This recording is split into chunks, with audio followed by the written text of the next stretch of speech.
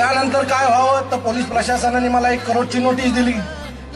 माझी ताकद नाही आहे मित्रांनो 1 कोटी रुपये भरायची, पण ठाणेकर जनतेसाठी, या 1 कोटी जनतेसाठी अनेक वेळा केसेस घ्यायची ताकद मात्र माझ्यात आहे मित्रांनो, आणि ती मी घेत राहणार. त्यासाठी मला तडीपारी काय व्हावं लागलं तरी त्यासाठी माझी तयारी आहे. आणि मला एक विश्वास आहे, सन्माननीय राजसाहेब माझ्या पाठी खंबीर उभे आहेत, आणि त्यामुळे मला या सगळ्याची कधी भीतीच वाटली नाही. मी ते घेत राहणार, करत राहणार. तुम्हाला मित्राला माहिती नसेल तर सांगतो, आमच्या ठाणे महानगरपालिकेचं बजेट हे 2400-2500 कोटी रुपयाचं आहे.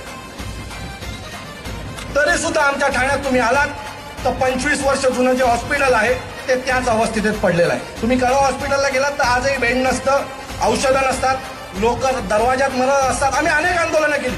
आम्ही ठाण्याच्या चौकांसाठी आंदोलनं केली, हॉस्पिटलसाठी आंदोलनं केली, तलावबालीसाठी आंदोलनं केली. अनेक विषयात मी आयुक्तांच्या दारात जाऊन बसून आंदोलन केलं. आजही मी तुम्हाला सांगतो, या ठाण्यात माझा खासदार नसेल, माझा आमदार नसेल, माझा नगरसेवक नसेल, पण ठाणे महानगरपालिकेच्या गेटवर मी आणि माझे सहकारी गेलो ना, की मित्रांनो पहिले 4 माळा सिक्युरिटी टाईट होते, गेटला दरवाजाला लॉक लागतात. ही अशी दहशत या ठाण्यात आम्ही उभी केली आहे.